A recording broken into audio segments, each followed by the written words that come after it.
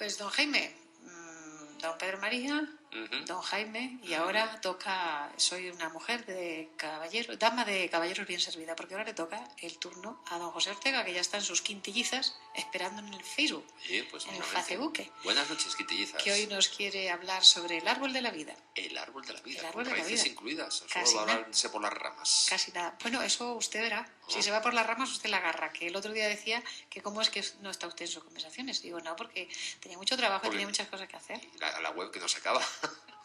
Pero ya queda poco. Pronto tendréis highguard.es a disposición. Queda poquito. Jacobo, dale caña, que está quedando rechupete. Qué bonito las webs, ¿eh? Uno dice, voy a cargar la web. Y te crees que cargarla es pedirla y que te traen como los churros cuando viene la churrería. Y a mí te lleva más horas preparar la web con tu webmaster, vamos, que en mi caso de pintor, que pintar los cuadros, que ya te vale. Que llevo 400 horas preparando la web y aún seguimos perfilando cosas y asuntos. Ahora estamos con el blog que va asociado a la web, que lo tenemos que personalizar para que vaya en la línea. Pues otras 4.000 horas que va a llevar el blog. Y ayer empecé con el Facebook. Pues también ya me tiré unas horitas preparando el Facebook.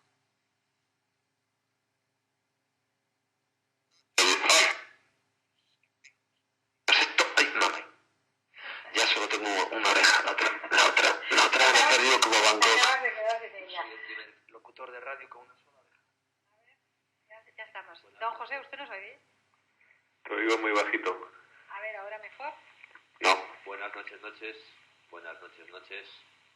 Don José Ortega, buenas noches. No, pero estás como en la China, estás muy lejos, ¿eh? La China. Con los ojos rasgados. Buenas noches. Ahora gritando. No. Te oímos a ti perfectamente.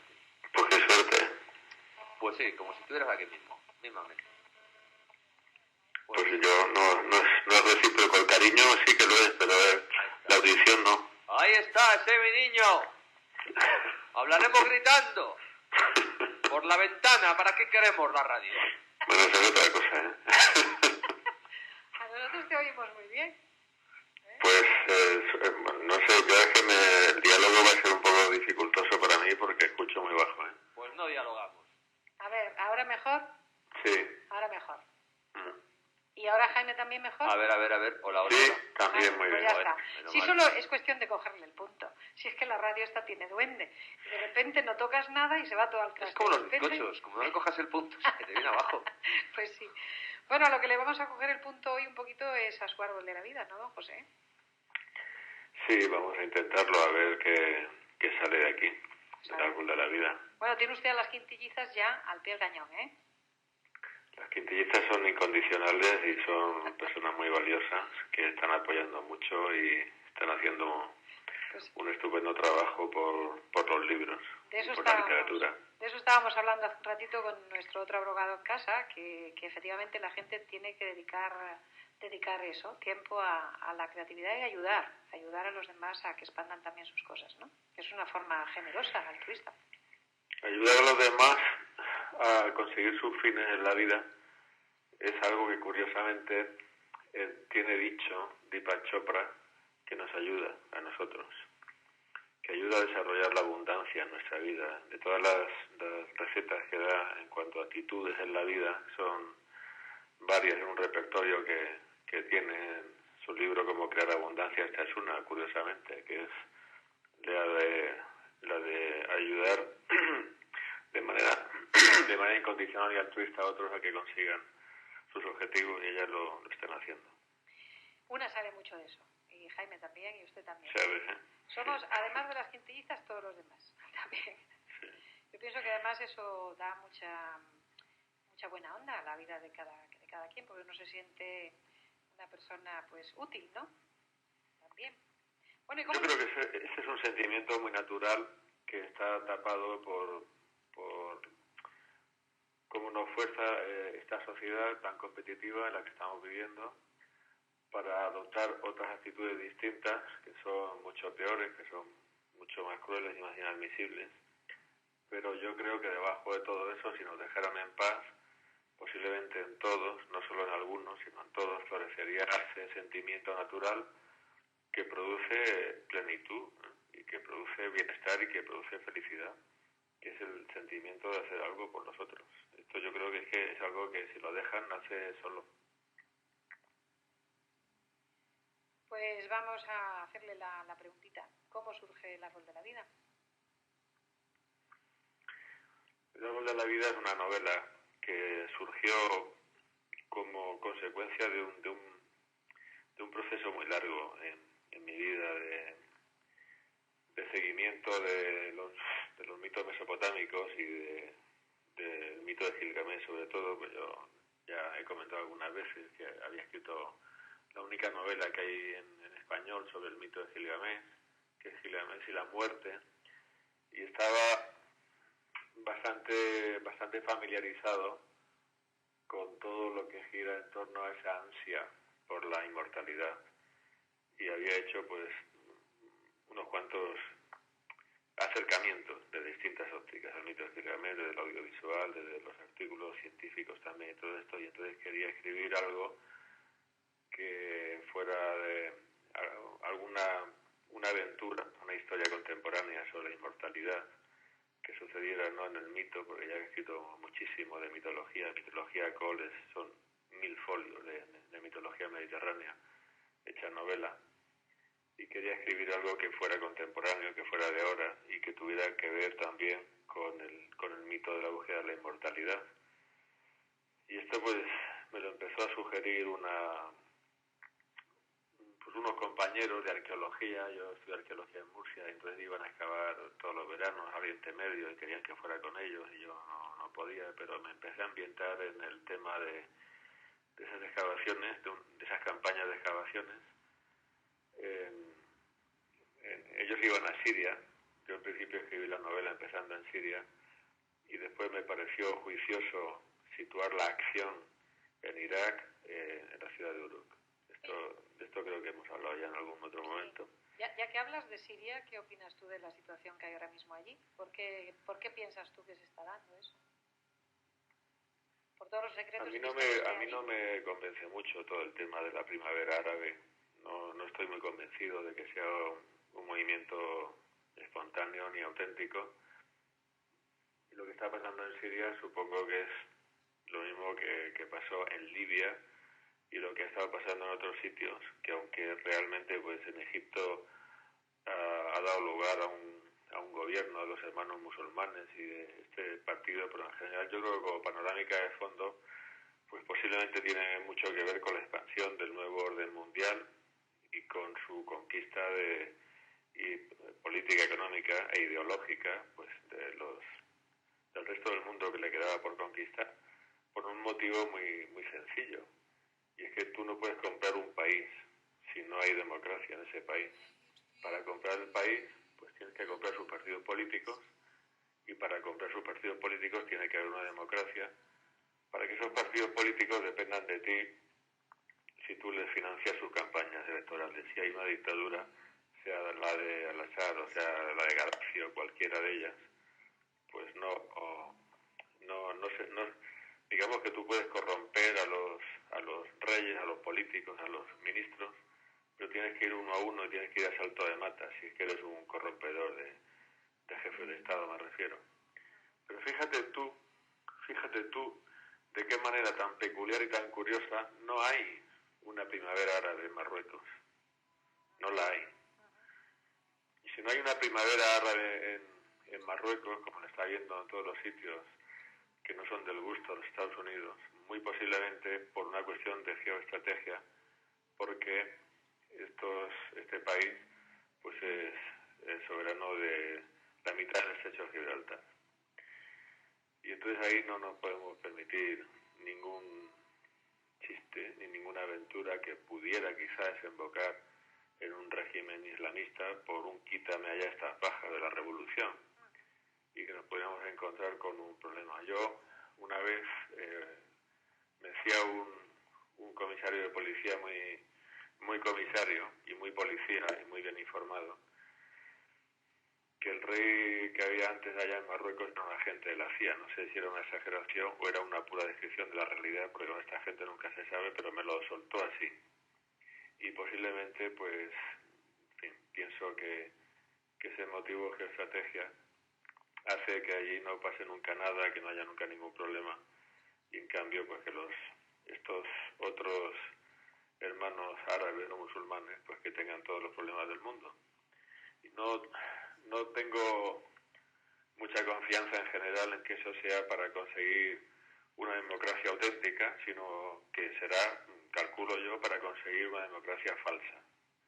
Había muchísima información, un gran despliegue informativo sobre lo que pasaba en el Cairo, y no había ninguna información sobre lo que simultáneamente estaba pasando en Islandia, porque lo que pasaba en Islandia era propio de una democracia auténtica, del camino hacia una democracia auténtica y hacia un gobierno del pueblo y una manifestación de la soberanía popular, y posiblemente lo que estaba pasando en la Plaza Tahrir del Cairo y lo que está pasando en estos otros sitios pues es algo que tiene que ver con el hecho de traer una democracia falsa como la que tenemos aquí para que las empresas multinacionales puedan comprar el país. Entonces, por eso tú en tus novelas tratas de traer a los mitos poderosos para que resolvían ese tipo de intríngulis, ¿no? Gilgamesh es uno de ellos.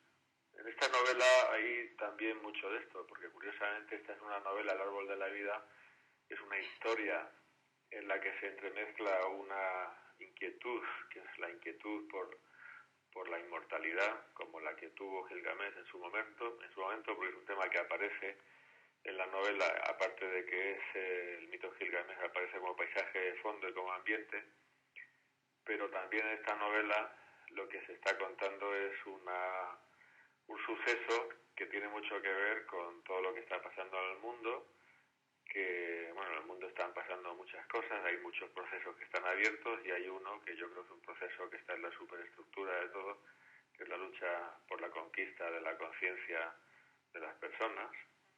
Y en esta novela, pues también se habla de este tema, de hecho es el tema central de la novela, que es como el héroe, a través de ciertos descubrimientos arqueológicos, mediante un bucle en la historia, porque estamos hablando de la investigación del pasado y cómo se puede luchar contra lo que está pasando ahora en el presente, ¿no? Bueno, pues resulta así, y entonces a este héroe le toca luchar contra un enemigo muy poderoso, que es el enemigo que está conformando la opinión pública, es el enemigo que está creando mediante diseño una religión nueva, que es la religión de la nueva ola, y que está dando lugar pues a un cambio en las condiciones, sobre todo en las condiciones mentales, en las condiciones emocionales de los ciudadanos, que tienen que aceptar pues la sumisión de una sociedad nueva, que es la sociedad pues que van a controlar ellos y que están en camino de controlar ellos. He leído en alguna parte que tuviste que bajarte un tema de internet, un curso de Acadio. ¿Esto es verdad o es parte de la...? Yo sí, porque esta historia gira en torno a tablillas cuneiformes. El lenguaje cuneiforme es un tema muy interesante, muy apasionante, que siempre me ha interesado. Por supuesto que es el tipo de forma de soporte en el que aparecía el mito de Gilgamesh, y esta historia gira en torno a una tablilla misteriosa que no puede traducir ningún traductor, por más sabio que sea. Bueno, se trata de que la ciudad de Uruk, donde había nacido y había vivido y reinado Gilgamesh, era el rey de la ciudad de Uruk, que ya sabéis que es la ciudad que da nombre al país de Irak, pues habían aparecido esto es una parte de la novela que se puede contar, porque son los inicios. La novela empieza con una rueda de prensa en Chicago. En Chicago hay un instituto oriental muy prestigioso, de mucho nivel científico, y estos se habían hecho cargo de la excavación, de una campaña internacional de excavaciones, que había encontrado un conjunto de 23 tablillas que contenían un texto en lenguaje sumerio, en lenguaje acadio, que digamos que repetía el Génesis bíblico palabra por palabra, sustituyendo los nombres que aparecen en el Génesis de la divinidad por los nombres de los dioses sumerios, como Enlil, particularmente, que es el dios que preponderante en el panteón sumerio. ¿Qué diferencia hay entre la cultura sumeria y la cultura acadia?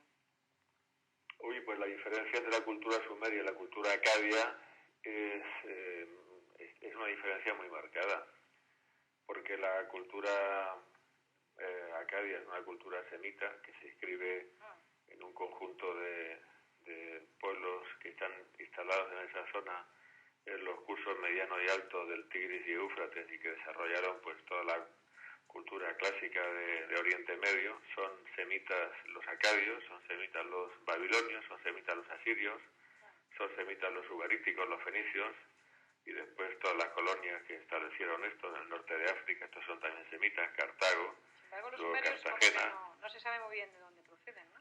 Los sumerios no se sabe bien de dónde proceden. Cuando estamos hablando de razas, Hay quien dice que son cuando los hablamos de Anunnaki. razas, Hay quien dice que son los antiguos Anunnaki, ¿no? Bueno, pero esto es una afirmación que yo no sé si es gratuita o que está basada en las cosas que decía el señor Sitchin, pero el caso es que yo no he leído absolutamente nada que pueda tener que ver. O sea, los Anunnaki son unos dioses que en las fuentes sumerias aparecen como 7 dioses infernales que tienen funciones de jueces. Eso es lo que he leído yo, fuentes sumerias. Yo he procurado en la medida de lo posible, cuando estudiaba historia antigua, ir directamente a las fuentes, no ir a un tratado teórico de un señor que ha leído las fuentes y que luego las interpreta y las explica, sino que he procurado saciar mi curiosidad natural yendo directamente a las fuentes y leyendo y procurando enterarme y sacar las conclusiones propias mías. Y entonces yo ahí lo que he leído, sobre todo en Samuel Noah Kramer, que es un divulgador, es un traductor norteamericano, un asiriólogo y un divulgador muy conocido, y luego en otros, pues he leído que eran unos 7 dioses infernales que no tenían nada que ver con los dioses del panteón sumerio, como Enlil y Enki, y Nursak y Anu y todos estos. En cambio, un batiburrillo, ¿no? ¿Cómo? Que hay un poco de batiburrillo ahí con los nombrecitos que le da Thatchering a todo eso, ¿no? No, lo que pasa es que he entendido, de lo poco que me ha percibido, no leído, sino ha percibido de ese señor, que él considera que los Anunnaki son el conjunto de los dioses de Sumeria. Pues bueno, yo de la misma forma que hice muchas cosas que no tienen ningún sentido, por lo menos para mí, pues esta tampoco tiene mucho. Hablando de la cultura sumeria, porque después en ciertos poemas de Acadia, en lengua acadia, en lengua semita, posteriores, cronológicamente posteriores, pues ahí sí que aparecen algunas referencias a los Anunnaki de tipo más retórico, literario, aludiendo a los Anunnaki como el conjunto de los dioses. Pero bueno, en todo caso, lo que sí que sabemos de los sumerios es que no sabemos nada, o sea, no sabemos cuál es su origen. Cuando se está hablando de la afiliación de las culturas y de las razas humanas, no se está aludiendo precisamente a su ADN porque no contamos con él, sino a su lengua.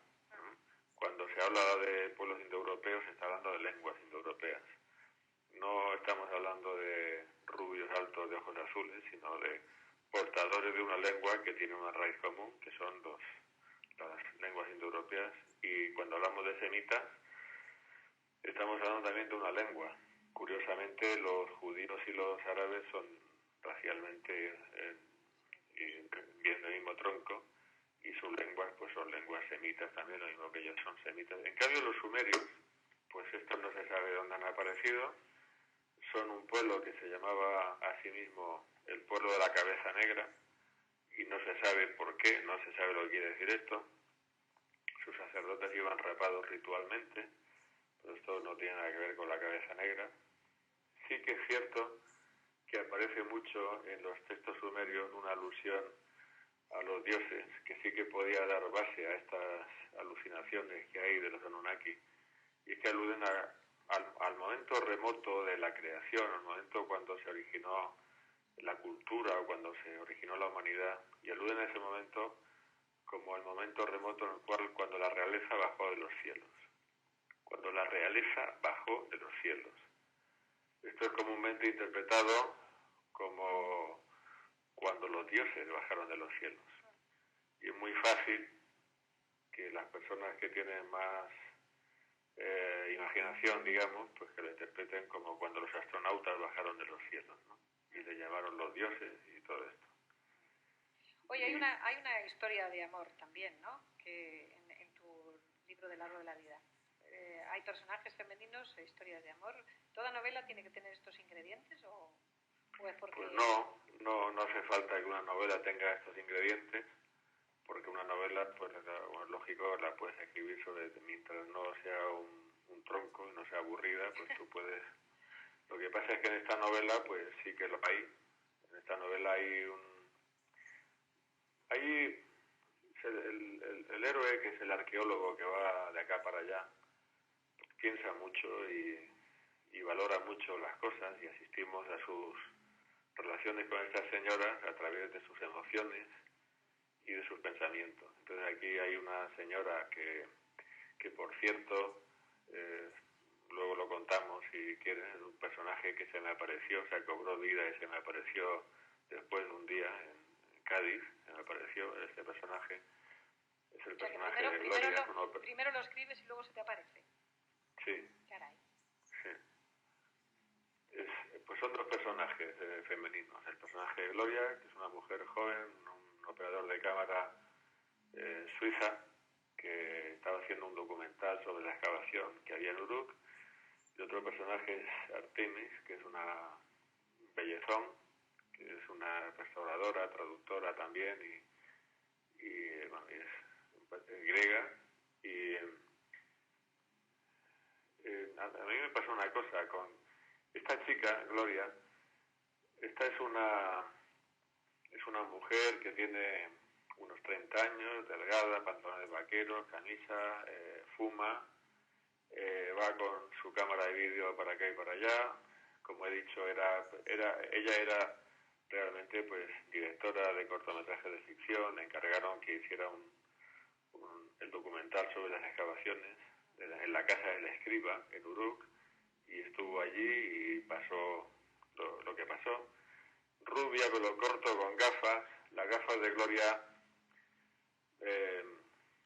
son importantes en la historia, porque el chico Eduardo, decía que le quería quitar las gafas para ver sus ojos con toda su fuerza, pero no se atrevía precisamente por esa fuerza y tal.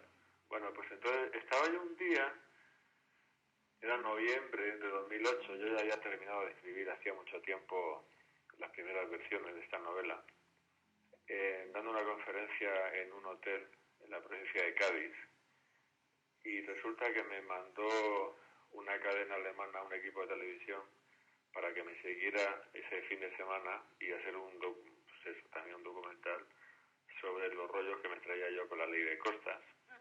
Esto era Deutsche Welle. Deutsche Welle es una cadena alemana satélite que emite desde Bruselas. Y estaba yo allí un sábado por la mañana hablándole a unas 100 personas. Y de pronto se abre la puerta y me aparece el equipo de televisión de la Deutsche Welle. Pero ese equipo de televisión era una chica que era igual que Gloria. Y así fue. O sea, esta chica era igual, el pantalón de vaquero, la camisa azul, el fuma con la chica rubia, con el pelo corto, con sus gafas también, operador de cámara, con la cámara en la mano, con el trípode. Bueno, era clavada al personaje.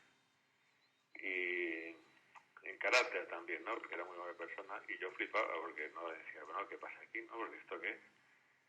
Y nada, estuvimos ahí, efectivamente, me siguió todo el fin de semana con la cámara. Después nos fuimos a Isla Cristina, congeniamos y ya está. Y ella hizo su reportaje, que está por ahí en internet, Y yo escribí un artículo sobre esto que se llamaba De Cena con Dios, en mi blog, De Cena con Dios, donde contaba la curiosidad esta de que se me aprecia el personaje, pues eso, tal cual. Por cierto, que me ha vuelto a pasar hoy, ¿Ah, sí? porque me han hecho en la puerta de Facebook toc toc, ¿se puede? Y me encuentro con un personaje que es Jen Karamay, y digo, ¿pero qué haces tú aquí, por Dios? Y Jen Karamay tiene una foto de perfil de una señora muy desgreñada, que, bueno, pues es un personaje de mi tercera novela de la trilogía, La Tierra Resplandeciente, La Piedra Resplandeciente. Entonces, Se te van apareciendo los personajes. no, pero bueno, esto es una trilliza que se ha disfrazado y se ha hecho un perfil que todavía no sé quién es, aunque me lo imagino. Y la anécdota es que me ha sucedido hoy, que me he encontrado otra vez con otro personaje, pero lo de Gloria fue fantástico. Y en cuanto a los personajes femeninos, este protagonista de la novela va haciendo está muy zarandeado él por la historia, por lo que le sucede, apenas puede hacerse dueño de la situación y sobre todo no es muy capaz de discernir cuál es el amor auténtico que él necesita y que él quiere entre estas dos mujeres. Y compara de vez en cuando esa lujuria que le hace vivir una de ellas, Artemis, con Lilith, con Lilith, Sí, sí. con el personaje La dama oscura, sí. que decían los textos judíos antiguos que era una especie de demonio femenino que se aparecía a los hombres en las ruinas, curiosamente, en las ruinas, y les hacían el amor hasta volverlos locos, ¿no? Cuando estaban dormidos los cabalgaban, y era un personaje que se aparecía así en estas condiciones en las ruinas. Entonces, bueno, son personajes que están construidos a base de... La primera historia de Lili, según la cultura hebrea, es que es la primera mujer de Adán, pero Sí. que ella no soporta la presión de Adán y no quiere ser sumisa ante él ni ponerse debajo. Entonces es la primera mujer libertaria que dice, no, yo lo voy a hacer como a mí me dé la gana, no como tú me impongas. Y entonces ahí es donde se abre el espacio de que, bueno, como no es sumisa, pues Adán le pide otra mujer a Dios, ¿no? Entonces desde ahí se viene diciendo siempre que todo hombre necesita dos mujeres, o por lo menos una que lleve dos. Pues eso es el caso... A mí me parece curioso que en tu novela haya dos también, ¿no? El amor carnal En novela y el amor espiritual. hay dos, sí. Sí. En novela hay dos. Cada una con su forma de enfocar el tema de... ¿Y qué No tiene hay que ninguna ver? de estas dos señoras que sea muy recatada. Recatada no son ninguna. Lo que pasa es que una tiene unas cualidades y las otras tiene otras. Esto que decía de Lilith, Sí. me recuerda que en Egipto la cópula primitiva, primigenia, Sí.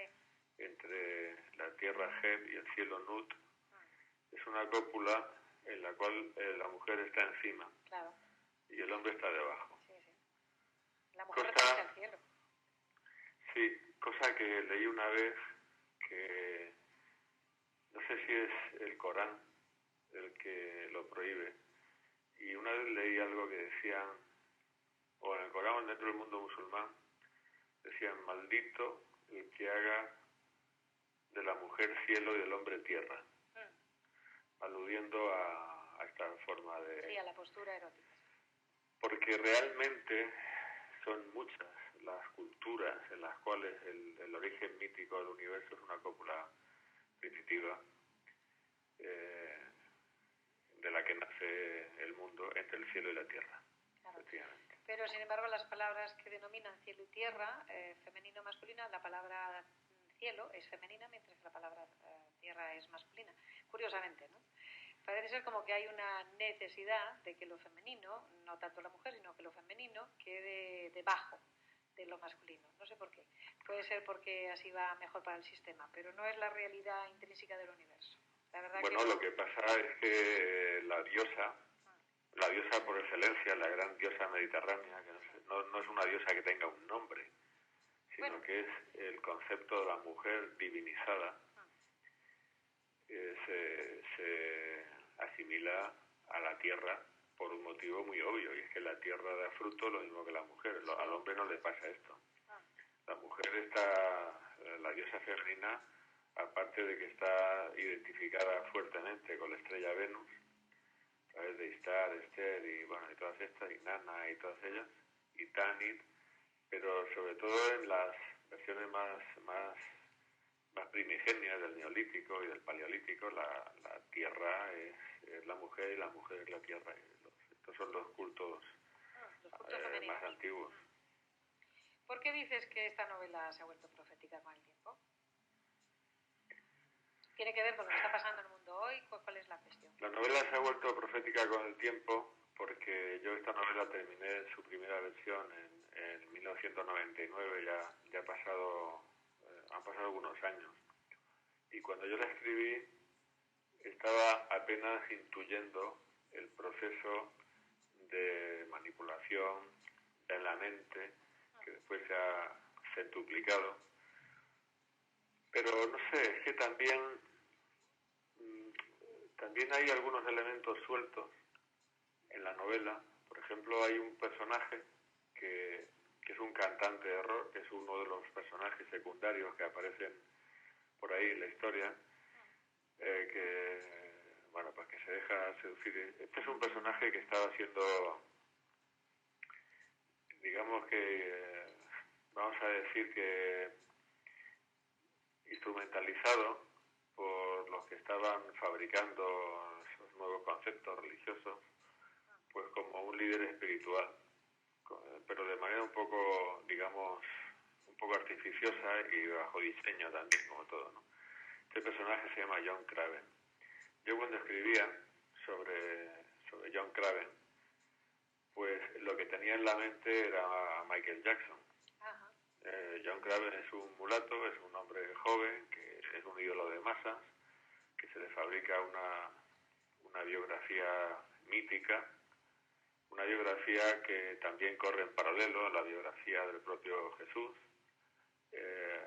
un poco como si fuera cierta fórmula de anticristo, porque John Craven, de la misma forma que Jesús había estado predicando en el templo a los doctores del judaísmo, había John Craven, la leyenda o la biografía que le habían fabricado decía que había empezado a cantar en el interior del metro de Nueva York con los indigentes y con las putas.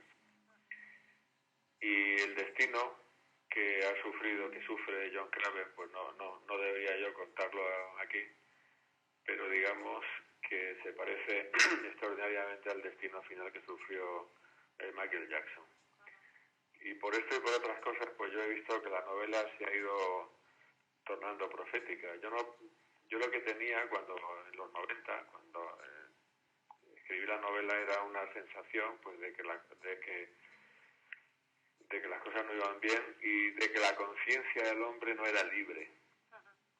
Y me he ido dando cuenta paulatinamente después, y sobre todo ha habido una explosión de conciencia en mí y en muchas personas de los últimos 4 o 5 años, de que el tema es muy grave, de que el tema se está poniendo muy grave, de que estamos viviendo bajo una dictadura, de que la opinión está fabricada y preconstituida de antemano, y todo esto, pues, y otras cosas es lo que hace que la novela se transforme en profética. A mí me pasó el otro día una cosa que es un pequeño ejemplo de hasta qué extremo la conciencia está condicionada por lo que dicen los medios de comunicación, sea verdadero o sea falso, y hasta qué extremo las opiniones están predefinidas de antemano en un despacho con la moqueta muy espesa.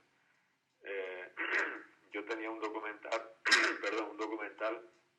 que conocéis, Libres pero sin alas, sobre los desastres de la ley de costas y todo esto.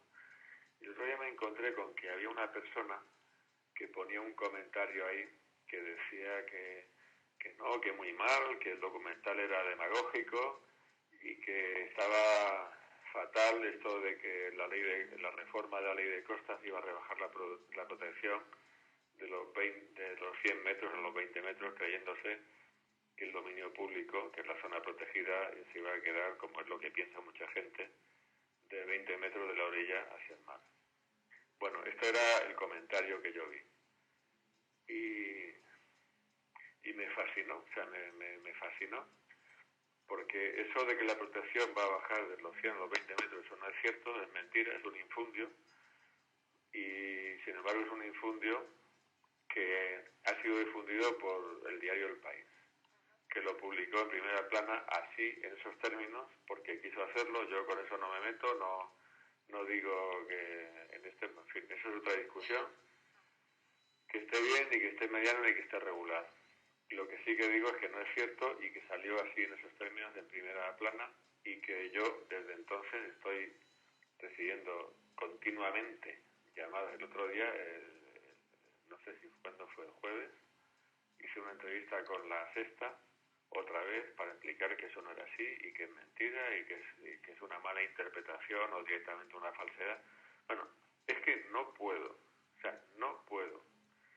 Y entonces a este que hacía el comentario, pues yo le decía que lo siento mucho, pero que es que, primero, que hablaba sin saber, por supuesto, es algo muy español. Luego que es que su opinión había sido decidida en un despacho del Grupo Prisa hacía mucho tiempo y efectivamente se la habían inoculado, y hay y muchas otras personas que van creyendo a pie juntillas que eso es así, cuando eso es falso, eso es mentira, eso no es así. Bueno, esto es el pequeño detalle de un ángulo mínimo de la realidad. Entonces, ¿cómo no será todo el conjunto y toda la suma de todos los detalles? Y entonces sí, la novela se ha ido transformando en profética con el tiempo, pues porque había muchas cuestiones de este tipo que han ido confirmando, incluyendo, por ejemplo, el hecho de que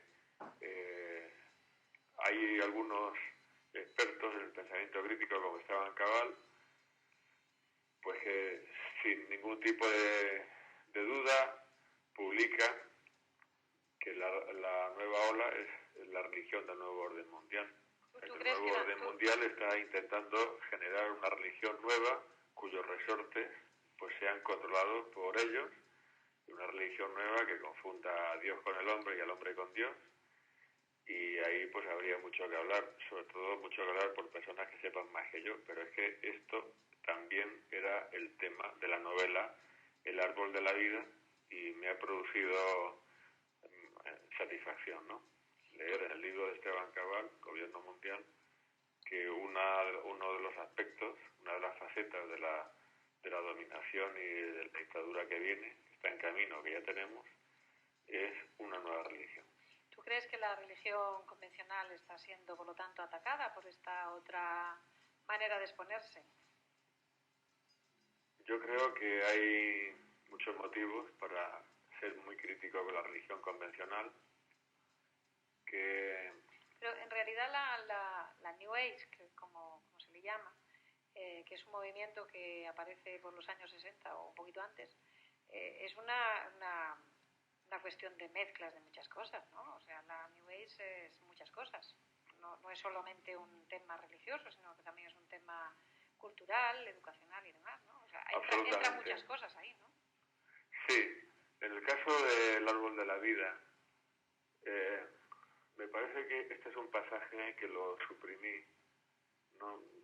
Tampoco me acuerdo muy bien, porque la novela ha tenido muchas versiones y correcciones. Hay un personaje que coge a John Craven y cuando está en vía de intentar que se convierta en el líder de una religión universal del amor, como la que quería el del faraón Akenatón, en la 18 dinastía en Egipto, ¿no? Una religión única para todos los hombres. Le pone el ejemplo de la matanza en Jericó, cuando los judíos entran en Jericó y dice, ya ve que no deja a nadie con vida, ni mujeres, ni viejos, ni niños, ni mujeres. Sí. Bueno, pues le dice, mire, mira, lo que necesitamos hoy en nuestro mundo del siglo XXI no es una religión fanática ni violenta que promueva el asesinato. Necesitamos una religión que esté basada en otros sentimientos, que esté basada en el amor y que esté basada en la fraternidad universal y en este tipo de valores que todo el mundo todo el mundo puede compartir. Lo que pasa es que en este caso, tal y como lo cuento yo, eso era algo que estaba que estaba manipulado, y a mí me parece que, bueno, yo no tengo ahora el criterio para poder afirmar de forma rotunda lo que dice Esteban Cabal, ¿no? Pues lo que dice Esteban Cabal y dice otras personas, que la nueva ola, la religión de la nueva, o el movimiento de la New Age, es un movimiento manipulado con todos los elementos de la ensalada cultural, espiritual, emocional, religiosa, para vaciar de contenido las religiones del libro y generar un invento nuevo, manipulable y controlable por los jefes de arriba. Es posible que sea así, pero bueno, a mí pues no puedo hacer yo el análisis. Yo escribí mi novela así en esos términos, y lo que sí me parece es que la nueva ola esta posible nueva religión de la New Age tiene algo que sí que participa de la corriente, la gran corriente del nuevo orden mundial, y es la uniformidad. Es el no atender a los aspectos culturales, a los patrones culturales, como si atienden las grandes religiones del libro, bueno, musulmanes, judíos, los cristianos, que tienen unas formas de manifestaciones religiosas que están vinculadas con la historia de su cultura, con sus tradiciones ancestrales y con su forma de vida.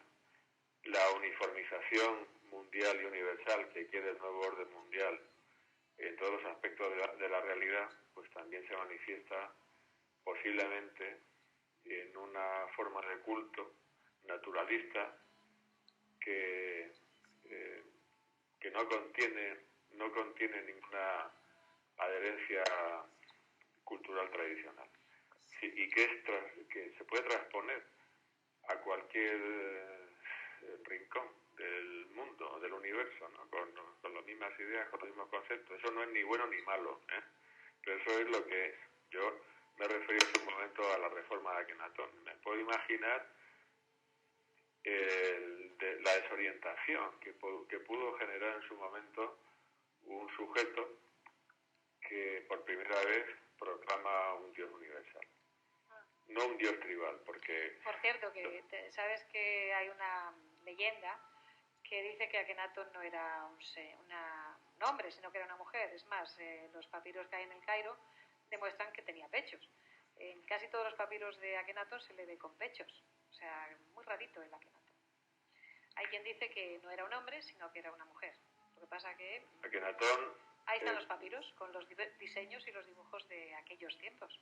Con lo cual es curioso, ¿no?, que le pongan pechos a un señor. Este hombre posiblemente no podría participar en la pasarela Cibeles, porque tenía hidropesia, es la enfermedad que decían que tenía este señor, con la cabeza así, y ocultado y esos labios. Bueno, no era una persona... Era un poquito raro. Aparentemente muy sana. Es una historia muy fascinante, la historia del señor este. Y yo lo que estaba comentando era que en aquella época, pues los dioses todos eran tribales, porque la religión era un hecho que, como ahora, aunque eran a una escala distinta, estaba efectivamente vinculada con la cultura propia, con la historia propia, y muchas veces la religión de un pueblo era pues como el pueblo mismo divinizado. De hecho, una vez leí una frase muy inteligente que decía: la religión del pueblo de Israel es el pueblo de Israel, pero hoy día. Y eso yo creo que se puede percibir. Oye, ¿cómo trata tu novela el tema de la inmortalidad en este caso? ¿Qué es lo que ocurre para que eso se realice? Es que hay una serie de cosas que quedan sueltas en el mito de Gilgamesh, como por ejemplo, o fundamentalmente, la planta, el viejo se hace joven. Cuando Gilgamesh peregrina al fin del mundo en busca del monte Nisí, donde debía teóricamente encontrar la inmortalidad, lo que hace es una entrevista con Utnapishtim, que es el único hombre inmortal, que era el superviviente del diluvio, al cual cual los dioses le confirieron la inmortalidad cuando las aguas del diluvio remitieron finalmente, pero no le puede hacer partícipe de la inmortalidad, porque era un regalo que él había recibido y no había ninguna manera de que le contara el secreto, porque no había ningún secreto, eso era un don. Y cuando él vuelve, antes de marcharse, le regala un brote de una planta acuática que tiene un nombre que, traducido literalmente, es el viejo se hace joven. Es una planta que permite recuperar la juventud. Esa planta le es arrebatada por una serpiente cuando Gilgamesh, en un pasaje muy famoso, en su viaje de vuelta, va a beber de un arroyo o de un pozo, y mientras está bebiendo hay una serpiente que le arrebata la planta, la come, y en ese momento la serpiente muda de piel, y con esto, bueno, el mudar de piel la serpiente en muchas religiones se ha considerado como un símbolo de inmortalidad. Entonces, eso de la planta se queda en el aire, ¿no? Queda un poco como un tema muy interesante que no se desarrolla, que no aparece más y que entronca con el gran mito del árbol de la vida. El mito del árbol de la vida, que a veces se confunde con el árbol cósmico que explica también Misaliades del Axis Mundi, del eje del mundo, que sería como un árbol que sostiene la cúpula del cielo, y es un simbolismo muy rico y muy extendido por muchas culturas. Entonces la planta aparece en la novela, y no te doy más detalles para no estropear la intriga. Por cierto, que ¿dónde se puede encontrar el árbol de la vida? El árbol de la vida se puede encontrar en Amazon y se puede descargar en papel o en libro electrónico, y de momento pues no está en ninguna librería porque no ha sido publicado por ninguna editorial. Pero bueno, hay mucha gente que se lo ha bajado de Amazon y que lo han leído y que están, por suerte, muy contentos y muy convencidos con el árbol de la vida. Bueno, ya en los últimos momentitos de esta intervención tuya en el programa, ¿qué tiene de diferente la mitología del cercano Oriente con que no tenga, por ejemplo, la mitología griega? ¿Qué es lo que te encuentras de maravilloso y fascinante ahí que no encuentras en la otra? Pues hay una cosa que me parece importante a mí. Yo cuando estaba en quinto de historia, pues tenía mitología y teníamos que hacer un trabajo, y la mitología griega es muy extensa. En ese trabajo yo pedí que me dejaran contar algo de la mitología de Mesopotamia y no de la mitología griega como el resto de mis compañeros, porque me interesaba mucho más. Y el motivo es que la mitología griega nos ha llegado en forma muy alterada literariamente por mitógrafos griegos como Apolonio o como Apolonio de Rodas, como Apolodoro y otros, que han añadido sus puntos de vista literarios, que han reconstruido y que han deformado mucho las fuentes originales, que deberían de ser mucho más interesantes y que se encuentran prácticamente intocadas en los textos mesopotámicos. Y esa es la diferencia. Tú, cuando vas a un texto mesopotámico, te encuentras con lo que era, te encuentras con lo que creía el pueblo y con lo que soñaba el pueblo y con las aspiraciones del pueblo en los ámbitos de la mitología y de la religión. Pero cuando te coges, por ejemplo, Argonáuticas, que es la historia que cuenta Apolonio de Rodas de la búsqueda del vellocino de oro, pues lo que te encuentras es con una novela que, bueno, Robert Graves, por ejemplo, escribió una novela sobre la búsqueda del vellocino de oro, que está basada, como es lógico, en las Argonáuticas, pero las Argonáuticas son otra novela que está basada en una tradición anterior, que por cierto es una tradición que estoy seguro de que debe provenir de un cuento popular muy extendido en Europa, que es el cuento Blancaflor, la hija del diablo, que es un patrón muy interesante que se repite continuamente y que es el viaje de un héroe al infierno, en donde tiene que conseguir un objeto maravilloso y en donde la hija del diablo, que en el cuento es Blancaflor y que en el mito es Medea, pues le ayuda a conseguir el objeto y además le ayuda a escapar del reino encantado. Entonces, el mito antiguo, el cuento antiguo, la historia primigenia, está muy alterada y está muy deformada en los mitos griegos y no está nada o casi nada alterada, creo yo, en los textos mesopotámicos, y entonces ahí es donde tú puedes acceder realmente no a los gustos literarios de un escritor, que es algo que a mí personalmente no me interesa ni un poco, sino al alma del pueblo, que eso sí que me interesa. Sí, yo creo que ahí está la importancia de que las novelas sean más de tipo psicológico, que no tanto cultural, ¿no? Porque de tipo psicológico va a entrar mucho más la persona en ello, porque se va a sentir identificada con ciertos matices y ciertos pormenores de la novela. Por cierto, está diciendo Rosana Evia en el Facebook, no cuentes lo del salón de té, te lo pido. ¿A qué va esto? No lo puedo contar, pero pues no lo cuentes. Que sepan todos los lectores que lo del salón de té es un pasaje muy importante del árbol de la vida y, como dice Rosana, pues no se puede contar. Nada, a leer. Y también dice, cuando terminas de leer esta novela, irremediablemente empiezas a preguntarte por tu Nanlulu. ¿Y esto? ¿El Nanlulu? ¿Qué? Nanlulu es un concepto que lo ha asimilado muy bien Rosama y el resto de quintillizas, que significa, este es un concepto muy bonito que procede, que es exclusivo de la cultura de Sumer y que significaba el comportamiento digno de un ser humano. Esto es Nanlulu. Nanlulu es una palabra sumeria construida sobre el término lu, que significa hombre, y era un estándar de idealidad ciudadana y de madurez personal, que yo cito de vez en cuando en alguna intervención pública y también en mi novela Gilgamesh y la muerte, cuando le dicen por fin has conseguido tener Nanlulu, y las trellizas lo han entendido perfectamente bien leyendo mi novela.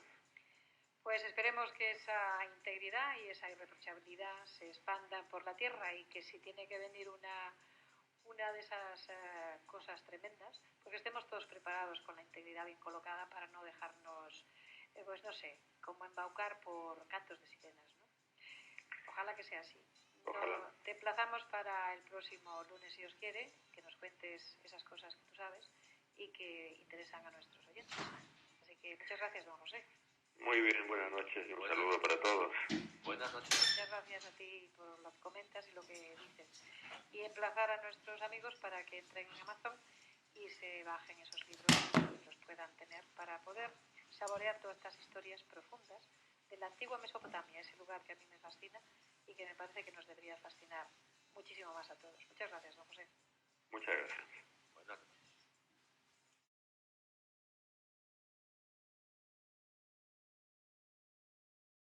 Pienso que el más grave problema que tenemos en el mundo es que somos esclavos y no lo vemos, que la cárcel está en la mente, que estamos programados, manipulados y engañados desde nuestro nacimiento para creer en un mundo que nunca existió, un mundo, una pantalla ficticia, un universo que no existe, que nos hace ver que somos felices, que vivimos en